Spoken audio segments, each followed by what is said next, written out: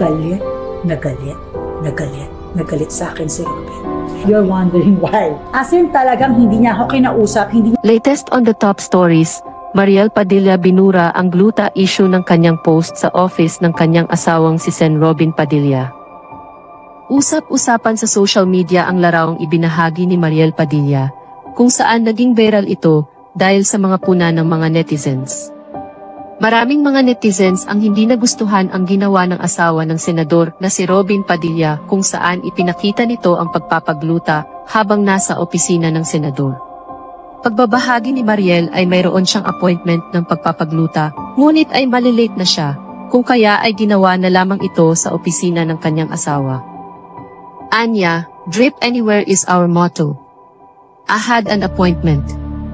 But I was going to be late so I had it done in my husband's office. Hindi rin daw siya maaaring magmintis sa pagpapagluta dahil sa umano'y benepisyo nito sa katawan. Dagdag pa niya, it really helps in so many ways. Collagen production, whitening, energy, metabolism, immunity, and so much more. So convenient and really effective. Magaling talaga. Hindi ito pinalampas ng mga netizens, saan nila'y maling gawin ni Mariel na pagpapagluta sa Senado at ang pagbabahagi pa nito sa social media. Ani ng ilan sa nagkomento.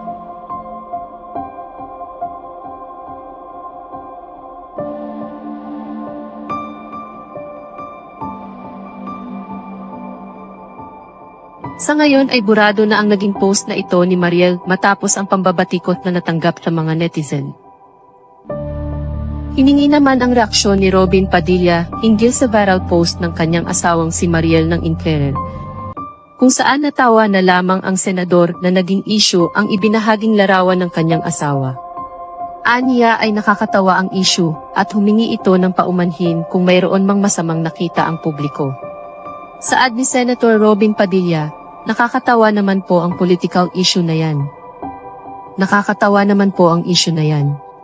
My goodness! Kung may nakita po silang masama sa larawan na yan, paumanhin po. Ilang netizens naman ang nagtanggol kay Mariel. Anila, lahat na lang ginawa ng issue ng iba, hello, magpakabisi kayo sa kanya-kanya ginagawa everyday. Ang daming basher sa Pilipinas talaga, kung judgment lang pag-uusapan number 1. Di ba pwede manahimik na lang at tumingin? Di yung magsalita pa ng hindi maganda sa kapwa? Nagalit, nagalit, nagalit sa akin si Robin. You're wondering why. As in talagang hindi niya ako kinausap, hindi